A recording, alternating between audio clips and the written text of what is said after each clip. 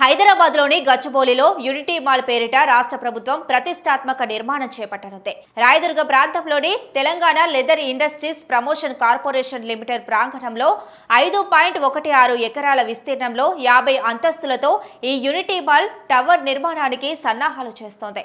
ఇందులో 5 బేస్మెంట్లను పార్కింగ్, ఇతర సౌకర్యాల కోసం 6 అంతస్తులను చేనేత, హస్తకళ ఉత్పత్తుల ప్రదర్శనకు కేటాయించారు. మిగిలిన 39 అంతస్తులను కార్యాలయాలు, వాణిజ్య సముదాయాల కోసం వినియోగించనున్నారు. మొత్తం 29 లక్షల చదరపు అడుగుల విస్తీర్ణంలో నిర్మించనున్న ఈ భారీ ప్రాజెక్టు బడ్జెట్ విలువను 1700 కోట్లకు అంచనా వేశారు.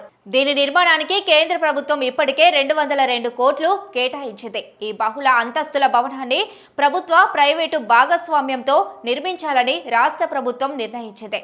దీనికి సంబంధించిన పనులను వేగవంతం చేయాలని ఇటీవల జరిగిన సమావేశంలో అధికారులను ముఖ్యమంత్రి రేవంత్ రెడ్డి ఆదేశించారు.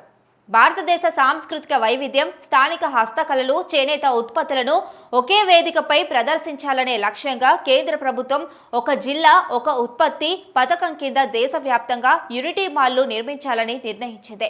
ప్రతి జిల్లాకు ఒక నిర్దిష్ట ఉత్పత్తిని గుర్తించి దాని జాతీయ, అంతర్జాతీయ స్థాయిల్లో ప్రచారం చేయడం ద్వారా స్థానిక కళాకారులు, చేనేత కార్మికుల ఆర్థిక పరిస్థితిని బలోపేతం చేయడం ఈ పథకం ప్రధాన ఉద్దేశం. యూనిటీ మాల్ వాణిజ్య కేంద్రంగా మాత్రమే కాకుండా సాంస్కృతిక వారసత్వాన్ని ప్రదర్శించే కేంద్రంగా కూడా ఉండాలని లక్ష్యంగా నిర్దేశించారు. దీని ద్వారా స్థానిక కళాకారులు, చిన్న తరహా వ్యాపారులు తమ ఉత్పత్తులకు జాతీయ, అంతర్జాతీయ మార్కెట్లలో ప్రచారం చేసే అవకాశాలను పొందుతారు.